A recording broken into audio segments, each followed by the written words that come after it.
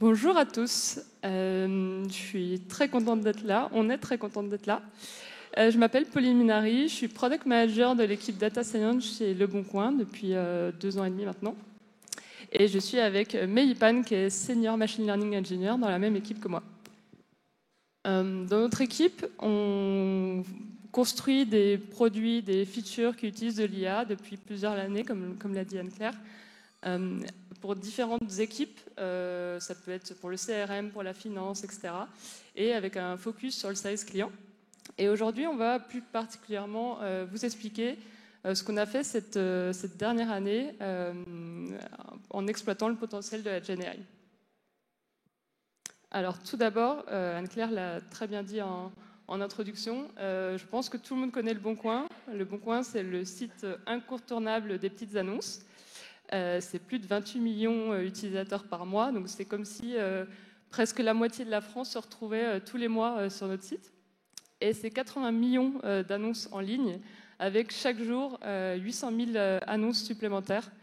Donc quoi que vous cherchiez à acheter ou à vendre, vous trouverez votre bonheur sur Le Bon Coin. Pour construire cette plateforme et supporter tout ça, Le Bon Coin, c'est notamment 600 personnes côté produits et tech et 200 personnes au service client. Donc aujourd'hui, je vais commencer par vous parler plus généralement, plus globalement des applications de l'IA pour le service client. Et ensuite, on rentrera plus en détail sur Marcus, qui est notre solution qu'on a développée, qui est un assistant de GenAI. Je n'ai pas vraiment d'explication de pourquoi on l'a appelé Marcus.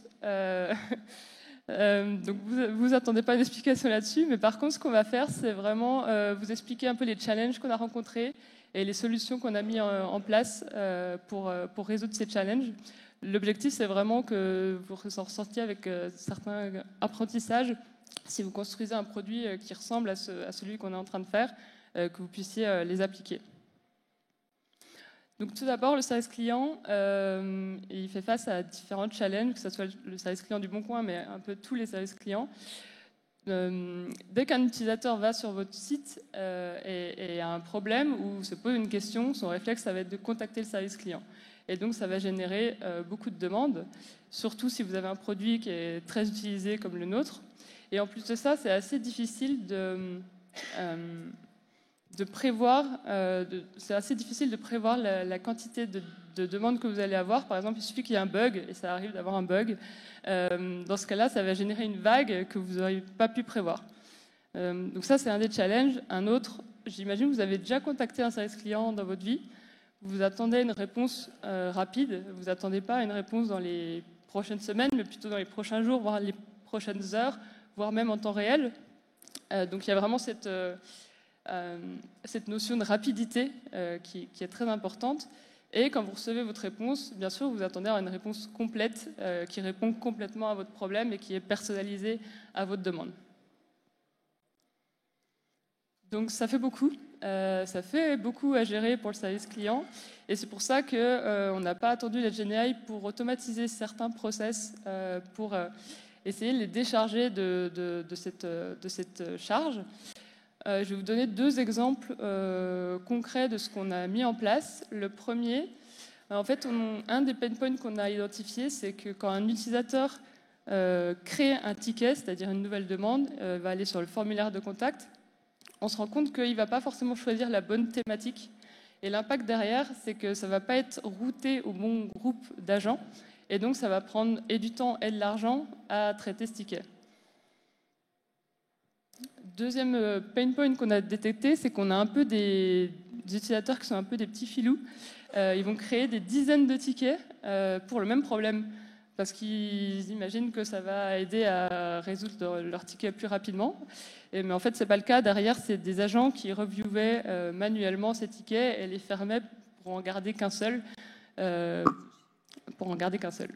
Donc ce qu'on a fait pour régler ces problèmes-là, à l'époque, même si c'était il n'y a pas si longtemps que ça, on a utilisé des modèles NLP classiques pour automatiser ces process.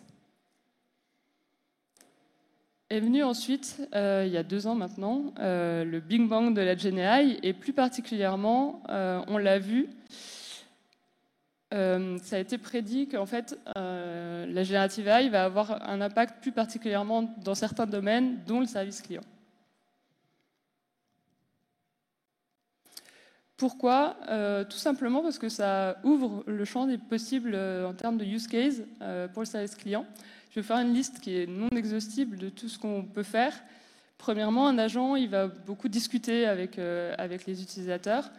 Donc cette fonction de résumé, de synthèse, et on sait que les LLM sont très forts pour ça, ça peut être quelque chose qui peut faire gagner beaucoup de temps aux agents. Deuxième chose, j'ai parlé tout à l'heure un peu d'un cas de routing de tickets, donc c'est aussi quelque chose qu'on peut faire avec des LLM. Et on peut aussi penser notamment à des cas où on va vouloir détecter le niveau de priorité de nos tickets pour savoir si on doit le gérer plus ou moins rapidement. Une autre chose, si vous avez un produit qui est multi-pays ou des agents qui parlent différentes langues, bien sûr, tout ce qui est traduction, ça peut beaucoup aider. Toujours pour aider les agents, il y a le fait de pouvoir leur suggérer des réponses automatiques ou une liste d'actions automatiques en se basant sur le ticket. Et tout ça, c'est des cas d'usage qui sont plutôt à destination de l'agent, mais on a aussi toute une partie qui est plus customer facing, donc répondre directement à l'utilisateur. Et Marcus fait partie de cette partie-là. Vous allez me dire, OK, ça fait plein de use cases possibles, c'est trop cool, mais par où on commence? Tout simplement, revenez à votre problème. C'est quel est le problème que vous voulez régler en priorité? Nous, de notre côté, ce qu'on a fait, c'est qu'on a eu 2 observations. Le premier, c'est qu'on reçoit vraiment énormément de tickets. On en a 200 000 par mois. Donc la priorité, ce n'était pas forcément d'aider les agents à aller plus vite, mais vraiment de les décharger et d'avoir toute une partie qui était gérée automatiquement. Et la deuxième observation qu'on a faite, c'est que en regardant les tickets qu'on recevait, en fait, pour beaucoup de tickets, la réponse était présente dans la FAQ, donc la FAQ qui est en ligne. Mais en fait, peut-être que comme beaucoup, vous avez la flemme de lire la FAQ. Mais en fait, la réponse se trouvait déjà dans la FAQ. Et c'est en se basant sur ces 2 constats qu'on a décidé de développer Marcus. Et je vais laisser la parole à Meili qui va vous en dire un peu plus. Merci Pauline. Ravi d'être là pour vous raconter l'histoire de Marcus, notamment sur comment on a débuté le projet, les différents problèmes qu'on a rencontrés et comment est-ce qu'on a apporté la solution à ces problèmes-là. À la fin, on va vous aussi partager les 3 points importants qu'on a retenus durant cette aventure. Mais avant tout, qui est Marcus? Marcus, c'est un assistant général basé sur la REC au service client qui va répondre aux utilisateurs uniquement quand il trouve un document FAQ pertinent. Contrairement à un chatbot, Marcus fonctionne en itération unique avec le même utilisateur.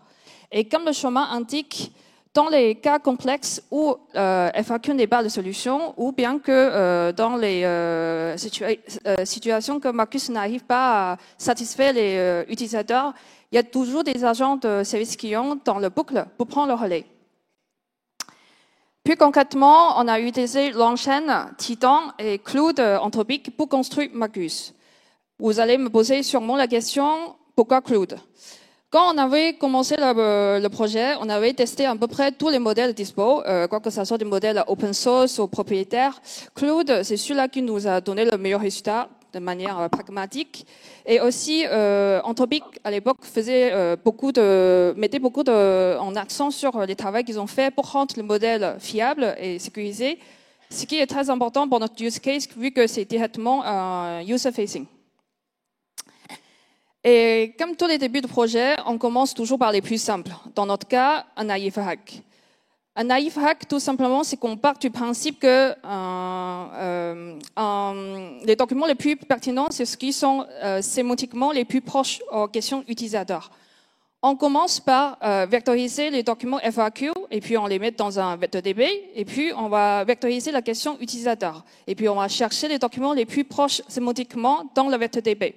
Et une fois retrouvés les documents, on va les combiner avec les questions utilisateurs, puis on donne à un LM pour qu'il nous réponde. Voici la première version de Marcus, tout simple. Pour évaluer cette première version, on s'est constitué avec un dataset avec une colonne de différentes questions de utilisateurs et aussi une colonne de documents qui sont attendus pour ces questions-là. On avait pris deux métriques très simples. Le premier, c'est le hit rate itiver. On calcule le hit rate itiver ici par principe que s'il trouve au moins un document pertinent, c'est déjà suffisant à répondre à la question de l'utilisateur. On regarde chaque fois les documents qui sont retrouvés par le DB, on compare ce qui sont retrouvés et ce qui sont attendus. Et dès qu'il y a un match, dès qu'il y a un élément entre les deux, entre communs, on dit que c'est un match et c'est bon. Et pour la partie de LLM, on avait accordé un peu le même principe, c'est-à-dire que parmi les documents qui étaient retrouvés par le vecteur DB, on laisse LLM qui décide, selon lui, parmi ces candidats de documents, quel est le document le plus pertinent. L'idée, c'est de vraiment évaluer la capacité de LLM qui fait le bon choix au lieu de focaliser sur la partie réponse. En même temps, on a aussi une équipe de service client qui va analyser la pertinence de réponse de Marcus sur un extrait de données. On a eu des bons retours de service client, les métriques sont très prometteurs. On s'est dit que le POC il est validé, on va continuer à tester Marcus à un plus grande échelle, mais toujours en offline. Et rapidement, on s'est aperçu qu'il y a des soucis. Les documents ne sont pas toujours hyper pertinents parce qu'il y avait trop de bruit dans les questions utilisateurs. Parfois, ils racontent un peu trop en détail les questions. Par exemple, il va rajouter des données personnelles, il va raconter les conversations entre les vendeurs ou acheteurs. Ou parfois, il s'exprime tout simplement les mécontentements. Ce qui fait qu'on perd un peu la sémantique de questions. Et ensuite, on s'est aussi aperçu qu'il existe edge cases où tout simplement la réponse ne peut pas trouver dans les FAQ. Fait face à ces deux problèmes identifiés, on a commencé par rajouter un Heat-Facer LLM avant le Heat-Hiver. Cet Heat-Facer LLM a pour but de faire deux tâches. Non seulement il va reformuler la question pour bruité de l'utilisateur pour réduire le bruit, mais aussi il va proposer une réponse hypothétique à cette question-là. L'idée, c'est de vraiment transformer la question bruitée de l'utilisateur dans un format compatible avec notre document FAQ, qui est aussi sous format de question-réponse, pour ensuite faciliter la recherche de documents pertinents. Avec cette LLM, on a réussi à booster notre iterate à plus de 15%. On est content. Et pour les edge cases, on a construit ce qu'on appelle un FAQ à l'ombre. Shadow FAQ, comme son nom indique, ça reste des documents FAQ, mais construits avec des connaissances internes pour apporter le complément d'information. Entre-temps, on a passé de Claude V1 à Claude V2. Anthropic a sorti pas mal de guidelines sur comment améliorer les prompts. Donc, on a beaucoup itéré sur les prompts pour ajouter des few shots et aussi implémenter ce qu'on appelle les channel forks. Les channel forks, c'est une méthode qui empêche le modèle de deviner une réponse en structurant chaque étape de raisonnement. Comme ici, on demande à Marcus de nous dire pourquoi tel document est pertinent, on l'oblige de réfléchir et c'est une forme de re-ranking ici. Avec tous les travaux ici, on a aussi réussi à booster le iterate LLM à plus de 13%. On est super content de ce travail, c'est travail d'amélioration. Et donc, avec l'accord de service client, on a décidé de pousser Marcus en prod.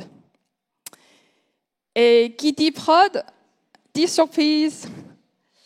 Les hallucinations, on savait que ça existait. On les a déjà eu pendant les phases d'analyse avec des services clients, mais on les a tous traités à ce moment-là.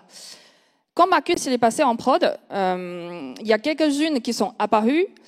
Même si c'est marginal par rapport au nombre de tickets que Marcus a répondu, c'est quand même important de les traiter.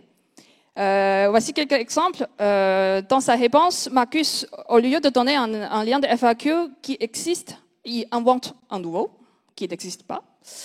Le deuxième cas, c'est on a eu quelques utilisateurs qui nous contactent, qui créent un ticket qui nous contactent pour savoir comment ils peuvent contacter le service client, le Bon Coin, par numéro de téléphone.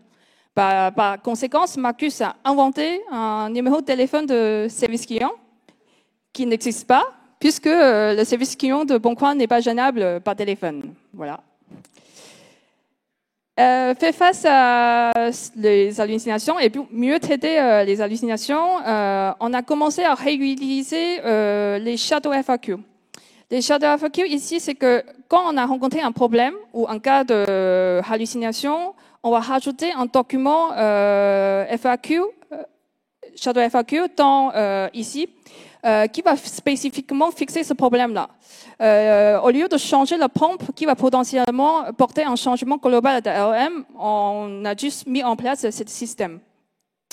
Et on a aussi beaucoup travaillé sur améliorer le prompt sur la partie de COD. Et à la fin, avant d'envoyer la réponse au utilisateur, on a mis en place un brick Carrefour. Cette brick Carrefour, il contient deux parties. Le premier, c'est le rule base. Comme dans notre cas, imagine que Marcus a encore halluciné sur un numéro de téléphone. Si le Regex détecte qu'il y a un numéro de téléphone dans la réponse de Marcus, mais qui ne fait pas partie de la question de l'utilisateur, on va tout simplement les filtrer. Et on a aussi implémenté un LLM SSH. Ici, on fait un rappel à un troisième LLM qui va nous donner un score sur la pertinence de réponse de Marcus, étant donné les contextes et les questions utilisateurs. Si les scores ne dépassent pas certains seuils, on va pas envoyer la réponse au utilisateur. Et à la fin, une fois que la réponse est envoyée au utilisateur, on a aussi une équipe de service client qui va surveiller les réponses de Marcus pour nous remonter au cas où il y a encore des cas de hallucination. Et on a utilisé l'Amphios, qui est un utile open source Python, qui nous permet de faire des logs sur tous les expériments qu'on a fait tout au long de notre dev. Je peux beaucoup parler de cheminement, de comment Marcus est arrivé aujourd'hui. Voici un exemple typique de ce qu'on reçoit au service client. On a un utilisateur qui nous contacte pour savoir pourquoi les résultats de ses recherches sont affichés partout en France au lieu de se restreindre dans une zone géographique spécifique. Marcus lui suggère de simplement décocher la case de livraison possible pour ne pas reproduire le problème grâce à FAQ.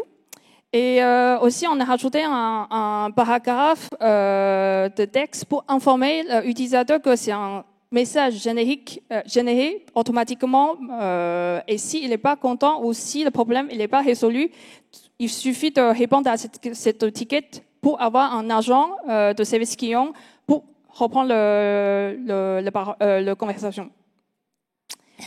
Je vais beaucoup parler, mais j'aimerais vous partager les 3 derniers points qu'on a retenus dans cette aventure de Marcus. Si vous donnez des instructions qui ne sont pas claires, forcément, les résultats de votre hack vont pas être satisfaisants. C'est-à-dire de maîtriser votre sujet, donc discute avec les experts. Dans notre cas, c'était l'équipe service client pour apprendre vraiment comment ils traitent un problème, le process, etc., etc. Et les prompts sont super sensibles, donc mettez en place un utile qui vous permet de loguer tous les changements que vous faites pour les prompts, histoire de reproduire ou débugger certaines hallucinations. Et essayez de régler le problème sans vraiment toucher le prompt. Et le dernier point, c'est un petit récap de ce que vous avez vu de mes slides précédents. Mettre en place un refacer LM. Si votre input de hack c'est généré par les utilisateurs, avoir un Shadow FAQ qui vous permet d'apporter les compléments d'informations pour votre hack. Et la hallucination, c'est un travail de 2 phases. Avant de l'envoyer au utilisateur, mettre en place un brick de Carrefour, quoi que ce soit de rule-based ou LM SSH. Et une fois l'envoyé au utilisateur, c'est quand même important d'avoir une équipe qui analyse les réponses pour surveiller les cas de hallucination. Merci. Et sur ce, je passe à Pauline. Merci, Bi. Pour vous donner un peu de visibilité sur la timeline de tout ce que Mehdi vient de vous raconter, on a commencé il y a 1 an maintenant avec la première brique de Naïve Rag, où on a fait des premières analyses offline avec le service client. Et ensuite, c'est là où on a vu qu'il fallait rajouter certaines briques. Pareil, on a continué à faire des analyses offline avec le service client. Quand je dis analyse offline, c'est-à-dire qu'on leur envoie des exports de vrais tickets de l'utilisateur et ce que Marcus aurait répondu si on avait été en prod. Et le service client a noté pour chaque ligne si la réponse est OK ou KO, et si c'est KO, pourquoi. Comme ça, on pouvait se nourrir de tout ça pour apporter les améliorations que Meili a expliquées. Suite à ça, c'est là où on a eu le go pour partir en prod. Et donc, on a... Pardon. On a ouvert Marcus progressivement à différentes sous-catégories de tickets. Et une fois qu'on ouvrait sur des sous-catégories, on a le service client qui faisait aussi des analyses online pour nous remonter certaines choses. Et c'est là où on a découvert quelques hallucinations. Et plus récemment, on se focalise sur des tickets plus compliqués. Donc, comme vous l'avez compris, on a commencé par tous les tickets où on peut répondre avec la FAQ. Aujourd'hui, on regarde plutôt les tickets où on a besoin d'autres informations, donc des informations sur l'utilisateur. Et on est en train d'avancer sur cette partie-là. En termes d'impact de ce qu'on a aujourd'hui en prod, je ne peux pas forcément communiquer tous les chiffres qu'on a, mais ce que je peux vous dire, c'est aujourd'hui, il y a 10% de notre flux qui reçoit une réponse de Marcus.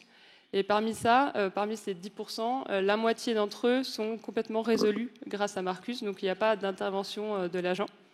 Et pour ces tickets-là, ça nous permet de réduire de 98% le coût d'un ticket, parce que le coût d'un ticket avec Marcus revient à des coûts d'infra, etc. Donc c'est assez négligeable.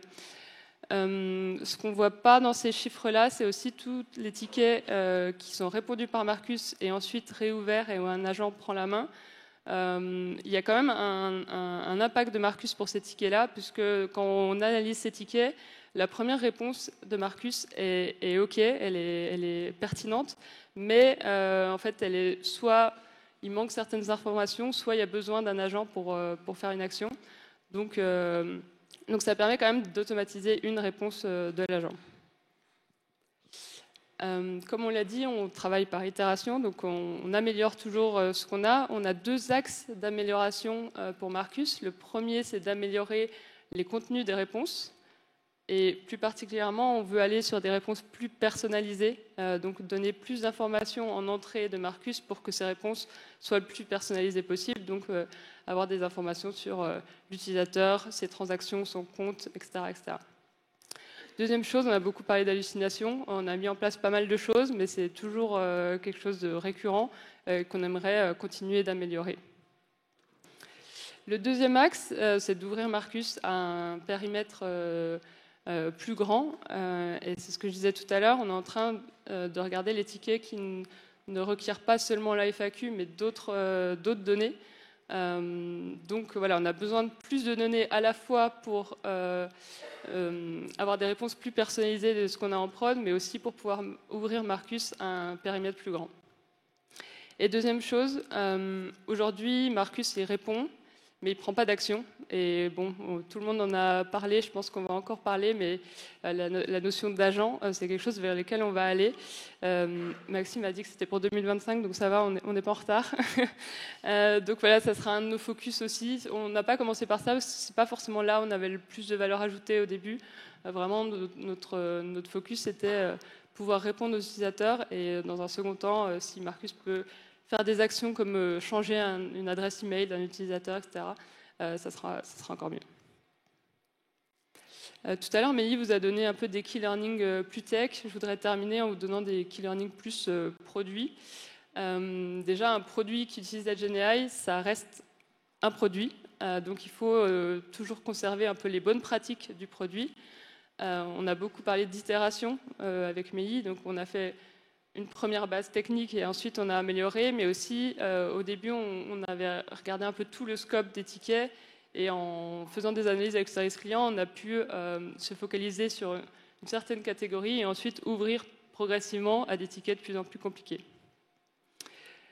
Deuxième point, ça paraît évident, c'est quelque chose qu'on a fait, mais qu'il ne faut pas oublier. Vraiment, c'est une co-construction avec le service client. C'est pas vous faites votre truc dans votre coin et après vous toquez à leur porte.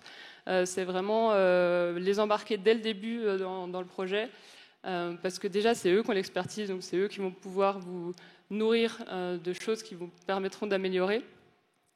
Mais aussi ça permet de créer de la confiance dès le début, et en plus ils vont comprendre petit à petit qu'est-ce qui se cache derrière, et ils vont être de plus en plus ils vont vous proposer de plus en plus de choses pour améliorer la solution.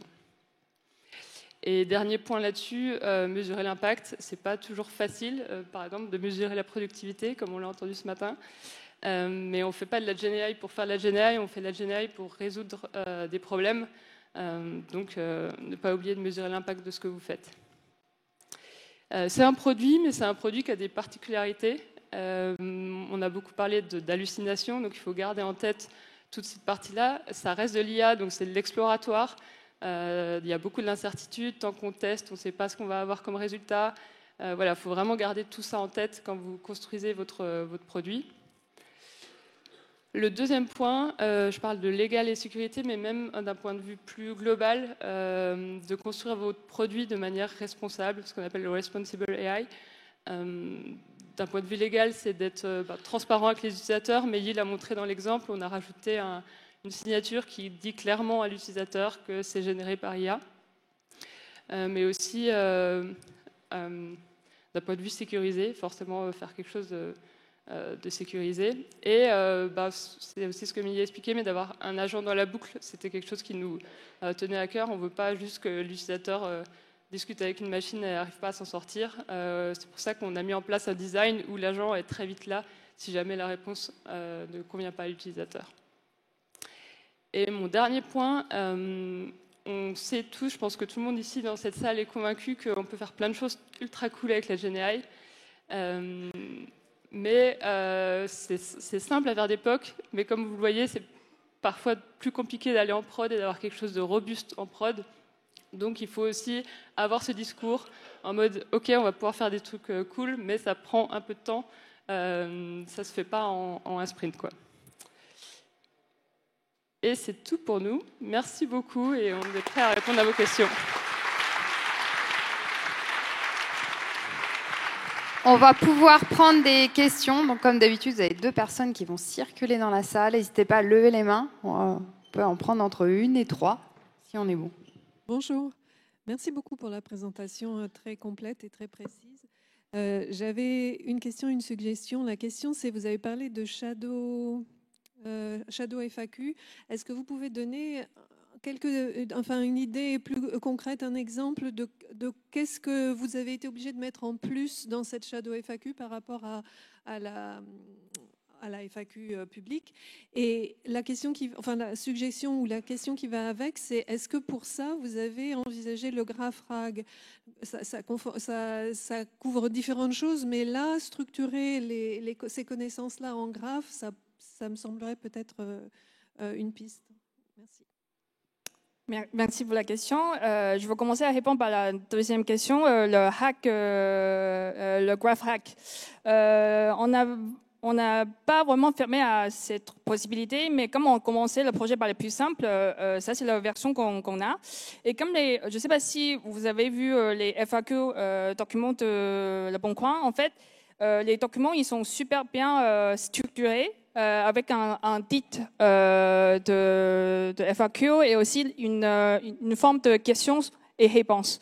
Donc, et comme les FAQ sont pas à jour tous les 4 matins, on n'a pas pensé on n'a pas vu la nécessité de mettre en place le CARAF, parce que les CARAF sont utiles quand les documents sont pas structurés, etc., etc. Mais peut-être un jour. Et pour la première question de Shadow FAQ, un exemple concret, c'est ça. Enfin, si je reprends un exemple de hallucination qu'on a vu, en fait, c'est vraiment lui donner une question qui ressemble à les questions de l'utilisateur et on lui dit à Marcus, c'est quoi les bonnes réponses. En fait, on lui force de faire un peu le few shot learning. Genre, la prochaine fois, s'il y a une question similaire à les questions de ce qu'on a mis dans le Shadow FAQ, en fait, par le recherche similarité, il va retrouver et puis il va remettre dans les pompes. Et c'est comme ça qu'on donne une instruction spécifique pour Marcus de gérer ces problèmes-là. Tu peux peut-être donner l'exemple des chaussures Nike pour avoir un exemple concret? Qu'est-ce que je peux vous donner comme exemple? Je vais dans la sauce. Hein? Ouais, enfin, c'est vraiment des choses très. Par exemple, je veux parler de Modé. On a eu des personnes qui nous contactent pour savoir pourquoi son annonce elle est refusée au dépôt. Et dans certaines réponses de Marcus, il va reprendre exactement la même phrase que l'utilisateur a utilisée dans son ticket. En fait, vu que c'est compliqué de savoir concrètement pourquoi l'annonce est refusée. Marcus n'a pas encore accès à donner de l'annonce. On ne peut pas juste reprendre ce que l'utilisateur a écrit dans son ticket et lui dire qu'en fait, votre annonce est refusée parce que votre chaussure de Nike, il ne peut pas être vendu au bon coin. Alors que dans le Shadow FAQ, ce qu'on met, c'est que la prochaine fois, si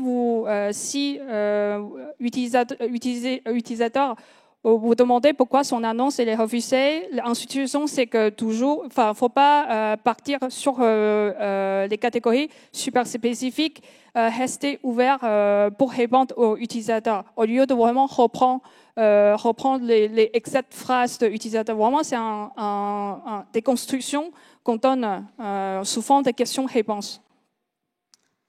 Voilà. Merci, c'était très inspirant. J'ai une question par rapport au LLM Judge. Est-ce que vous avez utilisé un LLM qui est plus fort que le LLM utilisé au début et est-ce que c'est de la même famille ou non? Par exemple, c'est du Claude aussi. Et juste une dernière question, est-ce que vous n'avez pas eu un cas où le LLM Judge il a mal jugé en fait, les performances du LLM, du RAC? Merci. Yes. Pour la question de choix de modèle, le corps de Marcus, il reste encore Claude V2. Je sais que c'est l'ancien, mais on va bientôt changer. Pour la LLM Judge, on a mis Claude V3.5 Sonic, je crois, qui est plus fort que le hack. Et pour le score de LMS Judge, pour l'instant, on veut vraiment, on préfère de rater des fausses positives au lieu de vraiment de vraiment donner un exemple à l'utilisateur qui il y a beaucoup de hallucinations. Donc, voilà.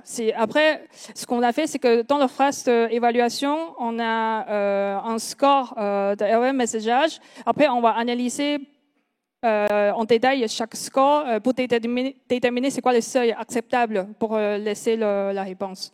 Donc, c'est jamais très déterministe, c'est toujours itératif. Ok, bonjour. Déjà, je voulais vous remercier pour ce que vous faites pour vos 28 millions d'utilisateurs. J'en fais partie, on en fait tous partie, c'est super, vraiment Le Bon Coin, c'est génial. Et j'avais une question, je voulais savoir si vous envisagiez que Marcus suggère des réponses au service client, suggère des réponses à l'humain. C'est une très bonne question. On est en train de réfléchir à ça parce que en fait, toute la brique qu'on a fait pour répondre aux utilisateurs, on pourrait la mettre à disposition des agents. C'est plus une réflexion d'intégration technique à notre outil de ticketing. Mais oui, c'est quelque chose qui potentiellement arrivera. Ouais.